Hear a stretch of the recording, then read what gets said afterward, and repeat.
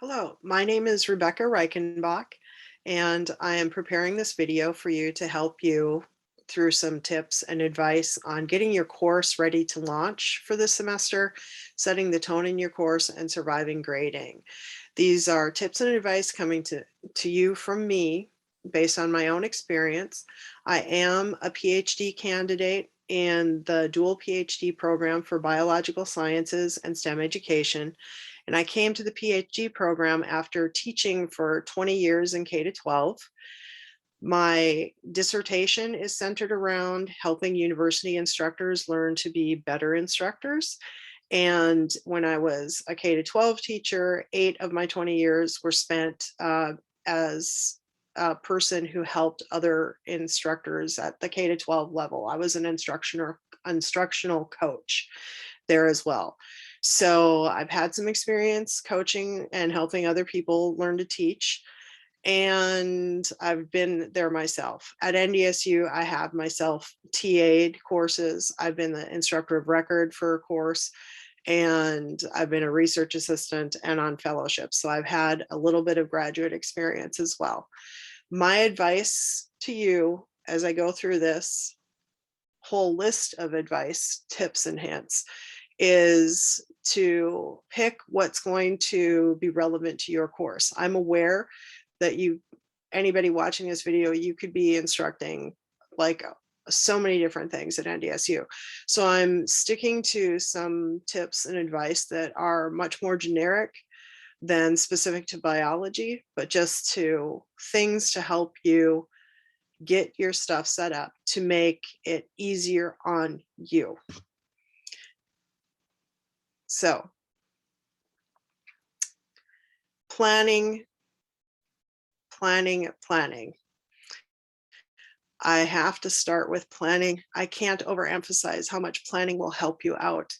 The more planning you can do up front, the easier your semester is going to be. And planning is not just lessons. In fact, if you've never TA'd a course before, and I mean, you could have TA'd a different course, but anytime it's the first time instructing in a course, you're probably not going to have all your lessons prepared to start with. You're going to be building them as you go, but you should be planning lessons. A lot of what I'm going to give you tips on are more procedural things and little bits and pieces you may not have thought of, but that are kind of critical.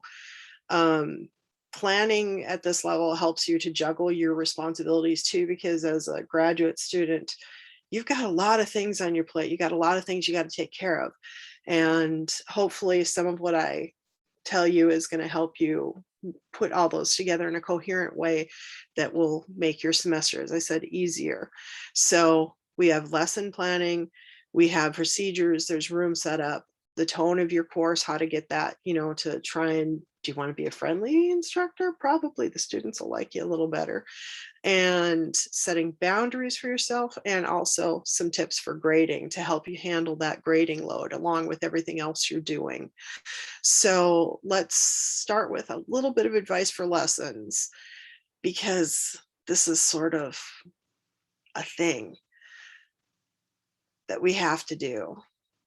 And lessons need to be planned, but let's talk about how you plan them. Research has shown that this particular set of theory, understanding by design, which you may also hear referred to as backward design, is really beneficial to courses. And how you set up a lesson plan this way is, instead of like going in and, oh, I got to talk about this subject, and you talk about a certain topic and you instruct your students, and then you go, oh my gosh, now I got to give them a test. What am I going to put on the test? You reverse that process. And you start by thinking with your lessons as, what do the students need to know about that topic? And then you think to yourself, how am I going to know they learned that? This is assessment. How do you tell that your students actually know what you want them to know? And then you go into how you're going to teach it. Now, as I said, this is just a quick reversal of how traditional courses are taught, but it's effective. There's so much research backing that this really helps out with your lesson planning. that there's a ton of resources on the internet. If you just search this, there's YouTube videos, there's a ton of stuff that will explain this more. You can find lesson plan templates. There's a ton of stuff, however much you want to dive into this, but it's based on the resource that I have right down here in the corner. And I put resources throughout the video that you can look up, and there's a slide at the end that has all of them summarized also. But this particular one is a book. It's called Understanding by Design by Wiggins and McTeague. It was published in 1998. And yes, the NDSU library has a copy of this. I think they only have one copy though, so a lot of people go for it. You may just need to, it might be better to just, Google. It works. But that's just a general and generic piece of advice for how to plan lessons. Your own fields, your advisor, whoever's supervising you, can probably give you some more advice on this. So moving on, I'm going to ask you to think about what kind of course you're teaching, because your planning is going to be different based on what you're teaching. Are you doing a lecture or are you doing a lab? Are you instructing face-to-face in the classroom? Are you doing it online, or are you doing a hybrid version? Current projections are that hybrid is here to stay. And at this present time, when we have the Delta variant surging, myself, I'm kind of preparing to come into this next semester to be ready to do anything. So I would keep some of this in the back of your mind, but you need to concentrate on what your first assignment is: face-to-face, online, hybrid, lecture or lab. And if you're online or hybrid, are you synchronous or are you asynchronous? Synchronous means that your course is real time. You're maybe on Zoom and doing a live class meeting. Asynchronous means that you've prepared lessons that your students can log into and view at any time, not necessarily a set time. It's more your traditional online courses. Now, for resources, again, for you that you can look into based on what you are instructing and how much you want a little bit of extra help. These are all books again. Small Teaching by Lang, Small Teaching Online by Darby and Lang, and then Engaging Learners Through Zoom by Brennan. I recommend all of these if you want to go into them and get a little bit more specific guidance and tips, especially Engaging Learners Through Zoom. That book is like, literally, this is how you set up a lesson of this type. We recommend you do this, this, this. It's almost a step-by-step guide for doing stuff on Zoom. Very, very specific. Small Teaching and Small Teaching Online also give you some specific tips. Okay, now moving into more the generic procedures, tips to get started. Not all the procedures need to be told to your students right away, but these are things I recommend you start thinking about so that you're not taken by surprise. If you at least know that these are some things you may have needed to think about, it's going to make it easier when you encounter some of the situations. So let's start with things to think about and address on the first day. Your first day is your first time your students encounter you. It's going to set up so many things for your class. So they walk in, they sit down wherever, because we know first day you kind of sit wherever. And you're going to talk to your students. How do you open? You need to think about how you want them to address you. How are you going to introduce yourself? And what do you want your students to call you? It seems like a really basic thing, but it's kind of complicated. So do you want them to call you Mr., your last name, Miss, Mrs.? I tell my students Mrs. Reichenbach.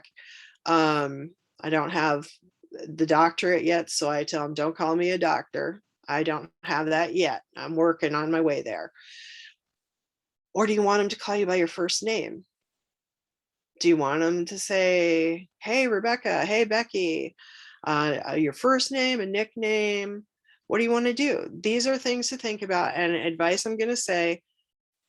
There's been research that says it really does matter depending on your age compared to your students and whether you're male or female. We have some unconscious biases in there. And if you're really close in age to the students you're instructing, they may regard you with less authority. Authority differences also occur between males and females. If you're taller, if you're shorter, there's all sorts of little things that we're not even aware of as people, and our students certainly aren't aware of, that come into it. So put some thought into how you want your students to address you.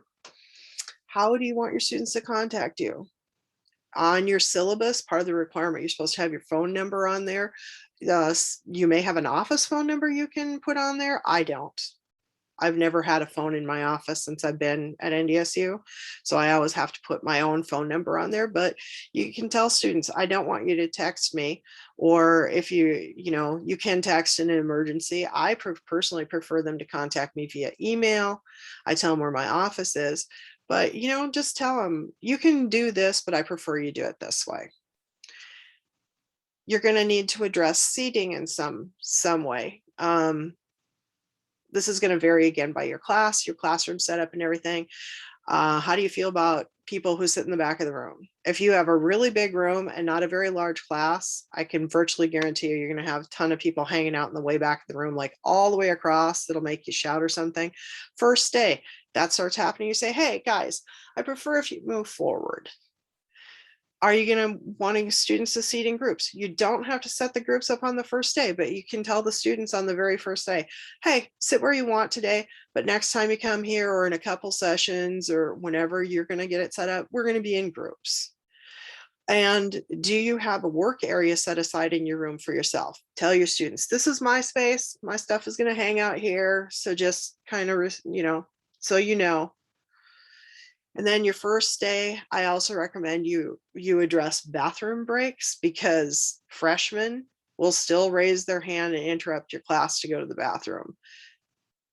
And because we had such a weird year last year, you're going to have sophomores that do this too. I mean, even if we have a normal year of instruction, sophomores still, some of them raise their hand. They've been trained to do this for 12 years.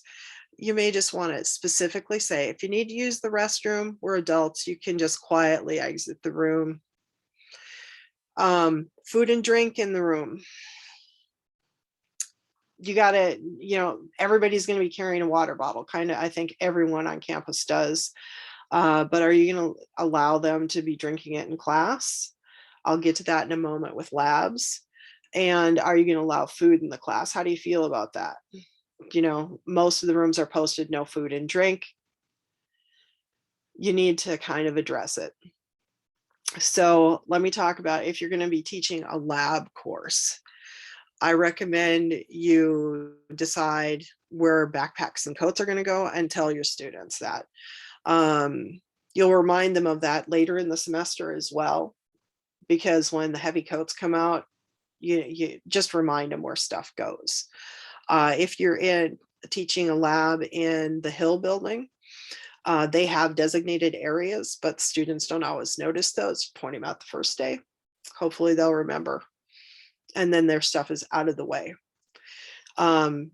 Address safety protocols, include a quick evac plan. Just say, oh yeah, in case there is an emergency in the building or something, we go out this door and exit down through there.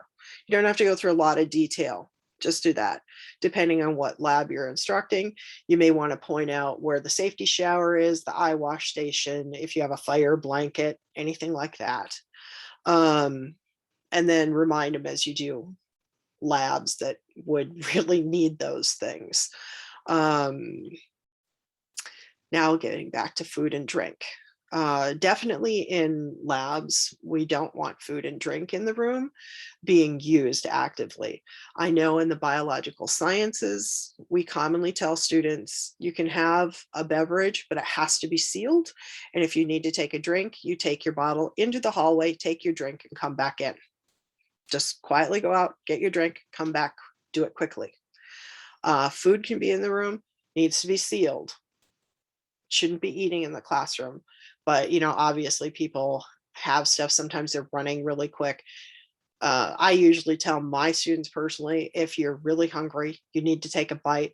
Again, quick, take your food out into the hallway, be really fast, just like a mouthful, come back in, seal stuff back up. okay? And these are things you may not have thought about, but just quick first day procedures, letting your students know some of these things up front, and you can remind them about it as needed through the semester, but it gives them sort of, these are questions students have in their head and they're not really sure if they should ask. So by, just going through this stuff quickly, you help to set the tone for your class. I'm gonna get more into that later here, but just relieves their little anxieties about the class too. So things that you're going to need to keep in mind for ongoing, or it goes on throughout the semester, or they just come up later, not necessarily first day. Start thinking about what your procedures are going to be for when you take tests in your class. Like, do you want students to spread out, that type of a thing? How and where are you going to receive completed work? Have you planned for that? Depending on the size of your class, you might want to have a basket. It's seriously, if I'm TAing and the biology classes, wow, intro bio are 120 students. If I'm doing human anatomy, physiology, those classes are at capacity. They're about 300 students each session. And the labs, there's so many things in the lab rooms that can go wrong. You need a place that you tell your students, just turn in your papers here and I'll pick them up.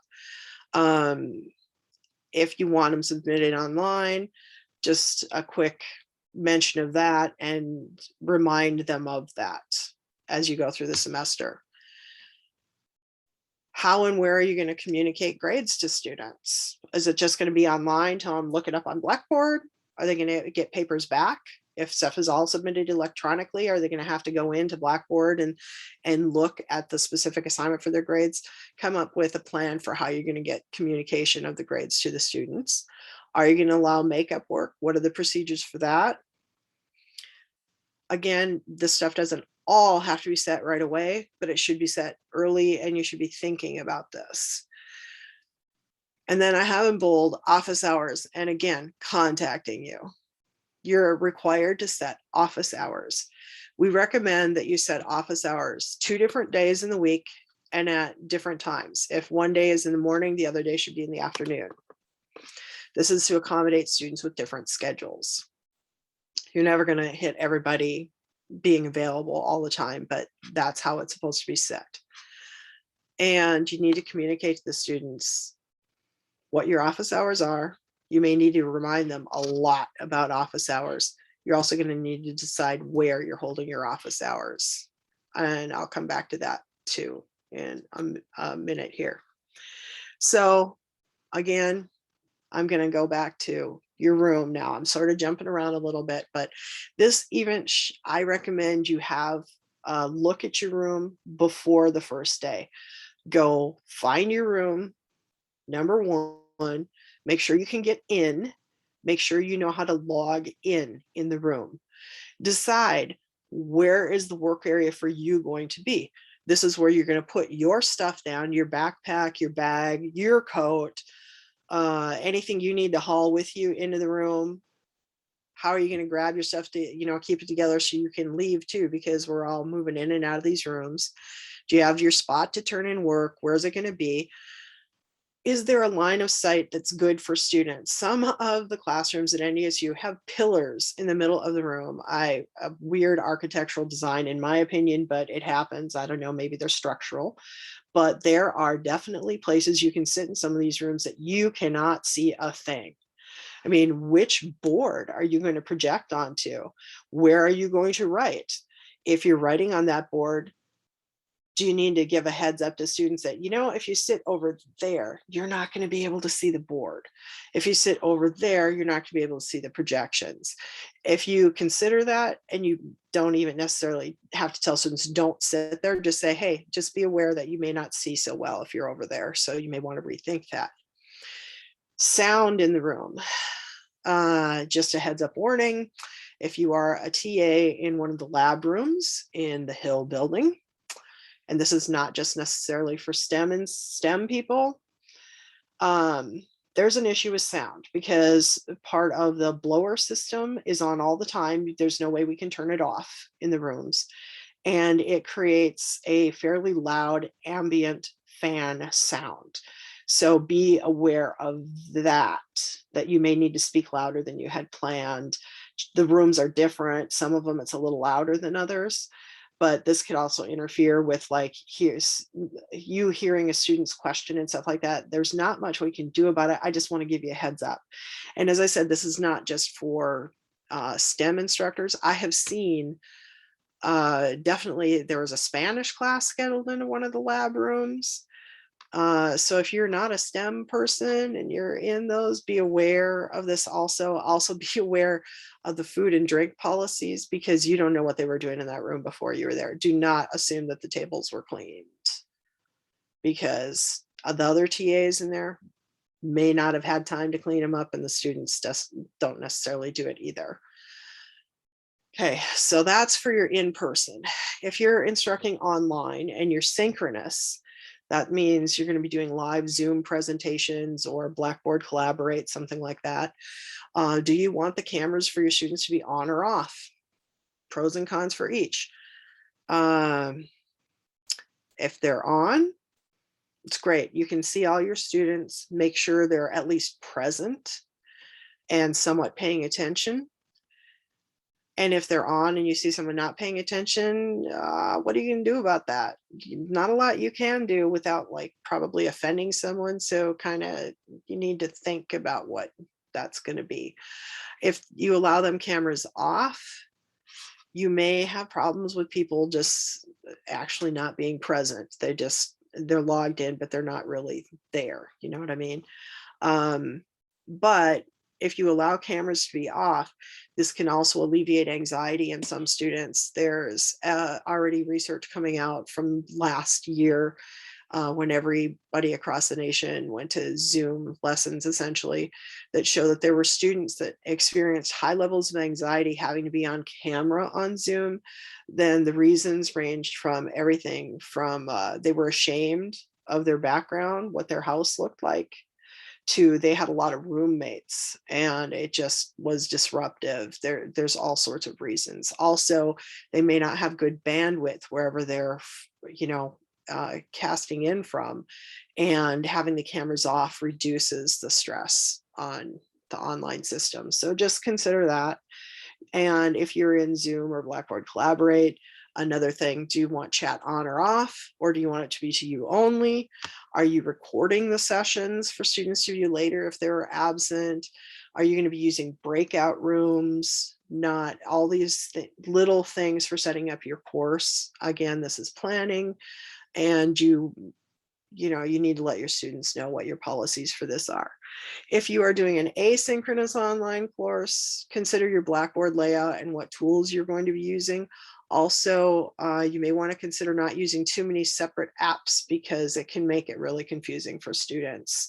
Blackboard actually has a lot of capabilities. It may not be the best for some of these, but at least it's only one login for students to keep track of. But you do have some planning and setting up your room and your ambiance and everything for that as well. If you're going to use groups, I recommend your pre-planning is how you're going to organize your groups. Are they going to be in the same group all semester? Are the groups going to be self-choice, or are you going to set up the groups? And don't really necessarily have to tell the students about this, but do you have a way in mind that you can deal with what happens if a group member is absent a lot? Or if you set up the groups, a group of 4 and 2 of the 4 drop your class. This happens. We've all seen that happen. So just kind of consider what you might do in those situations. And if they come up, obviously discuss with your advisor or your supervisor. So there are resources that I have put here for ways to form student groups, because forming student groups is an entirely, it's a whole field of study itself in education. But this is a really nice summary of ways to form student groups with advice, benefits, and the bad things about each type, if you want to delve into that, if you're going to use groups. You don't have to do anything formal. You can do self-choice, same all semester. It's up to you how you want to set your stuff up. So, setting the tone, we're moving into the syllabus now. Your syllabus is the very first communication your students get from you in so many classes. They may or may not look at it before class starts. I have found in my research that more students look at the syllabus than instructors give them credit for. They definitely do scan through them to start with, and your syllabus is the first impression. First impressions matter. So don't just let your syllabus be a set of don't do this rules. Your syllabus should communicate essential stuff about the course. How many of us have gone back and looked repeatedly at the syllabus for what book did I need? When are we covering this unit? You should have timelines, everything in there, some actual dates, solid dates, as much as you can. I know that's not always possible in some courses. There are some resources I've linked here. NDSU has some requirements that are supposed to be on everybody's syllabus. And so this link here does include templates as well as the guidelines at NDSU, things that they want on your syllabus. Like everybody is required to have an ADA statement, and they have the actual statement word for word. You can copy and paste off there. Then from the Chronicle of Higher Education, which you can get free to access from campus. It's a little bit harder off campus. It can be done, but if you're on campus, it automatically senses that you're at NDSU, logged into our system, and logs you in for free. But they have a really good advice guide for how to create a syllabus that sets a good tone for your class. And that is this link right here. Now, another thing for you to get through, you need to set some boundaries with your students. We all want to be friendly. We don't want to be the mean whatever person, at least most of us don't. But you need time too. You have different responsibilities. You're taking classes yourself. You're not just instructing a class. You've got your own classes. You're likely to be required to present stuff at a conference or two. You've got meetings yourself. So think through this. You need time too to get your work done. So you need to decide, when are you going to be available to respond to students? Consider your schedule. You don't have to answer every email from students or their texts immediately. It is completely okay to tell students, I respond to emails and text messages from 8 a.m. to 5 p.m. Monday through Friday. If I'm not busy and you send me something at a different time, like Sunday night or something, I might respond to you, but I do not guarantee I will look at it. I have other things I'm doing. I have my own classes. You tell them that you've got your own classes and you have your own deadlines and stuff, and you're not always going to be available. You have meetings, you have classes. Sometimes you can't respond immediately. I would recommend telling them, if you text me or email me, I'll get a response to you within 24 hours. I'll get a response to you in 48 hours. I wouldn't go much longer than that. But do respond to them, but it's okay to tell them you're not going to get an immediate response. I have had texts from students at 2 in the morning. No way am I going to get up and respond to that right then. I know that they're having probably an emergency at that point, but not always. I've had just random questions about assignments at 2 in the morning. I'm not going to respond to that. It's not a reasonable expectation. You can set those boundaries. This goes into your office hours. I said I'd get back to the office hours. Don't just consider the time that you're available. Consider where you're going to meet with students. You may have a decent office that's easy to find, easy to get to, but in my experience, grad students are sort of squirreled away in the weird corners. It might not be an easy place for students to find. It's okay to set your office hours to be like in the Union or in the Hill building in some of the seating areas. You can just tell students, my office hours are Tuesday from 9 to 10 and Wednesday from 2 to 3, and I'm in the Union near the coffee shop. Just come, I'll have one of the tables there. Just come and find me there. And that gives you a chance to get out of your office as well and get into a new location. Sometimes it's really helpful when you're working on stuff yourself. Just to be in a different location helps you think about it better, and it makes it so much easier for your students to find it. It feels friendlier to them. It's just, it just makes your tone a little bit friendlier. Makes it easier, not as intimidating. I've known people who have offices that you've got to go through 3 or 4 doors to get through. Students really don't. I mean, it's intimidating. It makes them anxious. And as I said, it's a good idea to get yourself out of your office occasionally.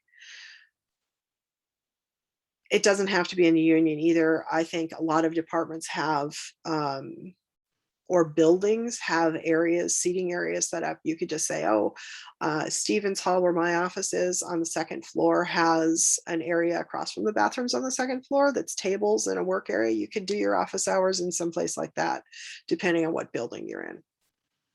But make sure you set your boundaries for yourself and your students. You don't have to answer stuff on the weekends. You don't have to commit to them being on the weekends. And part of this also now goes into grading considerations, surviving grading.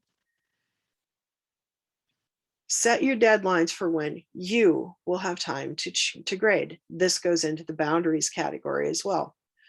So I recommend you avoid major deadlines for your students if you know you're going to be out of town for a conference or you have a deadline of your own. You're taking classes, you've got to go to conferences, do presentations and stuff. If you know that on October 15th, you're going to be in Denver for a conference, don't assign your students to have a bunch of stuff to turn in on October 15th. You're not going to be there to grade it. It's okay to extend the deadline in most cases a few days. I mean, you may have some specifics if you're TAing a lab that has a whole lot of people also TAing. In biology, the human anatomy physiology usually has 8 to 10 TAs. You may not have that freedom, but most of you will have some freedom to move deadlines based on your own schedule. If you have a major assignment doing one of your classes on, say, October 15th, you're not going to have time the few days before your deadline. So don't make stuff due for your students then. It's okay to move those deadlines around to somewhat accommodate your schedule. And also set reasonable turnaround times. You don't have to have everything graded and back to students within 24 hours. Think about it. If you have a course where you've assigned a bunch of essays or reports, do you really have time to read all of those essays and get the grades back to students within 2 days? You can tell students, it's going to take me a few days to get these graded. I'll get them back to you in this amount of time. It's okay. And if you have a really large class, have you considered group grades? If you put at least some of your assignments in a group grade format, it reduces the number of papers you need to grade. You have 100 students in a class, you can give them essays and have 100 essays to grade, or you could have them work on a project and turn in a final essay that's a compilation from the 4 people in the group. And now you only have 25 papers to grade instead of 100. Group grading can really help you through the semester. The downside is to make sure all group members contribute. That's a whole nother thing in groups. There's a lot of research on that and how and methods you can do that. I think you guys can Google that and find it. There's just so much stuff out there. And that is where I am going to conclude today. I have here my summary of resources, if you want to refer to that. and my email address. You can contact me if you'd like some more advice or want me to expand on anything, or if you want some more tips or recommendations for anything, or just to commiserate. I've been there in the trenches, so I know kind of what it's like. And I wish you a good semester, and I hope you have found at least 2 things out of this that are going to be useful and helpful to you.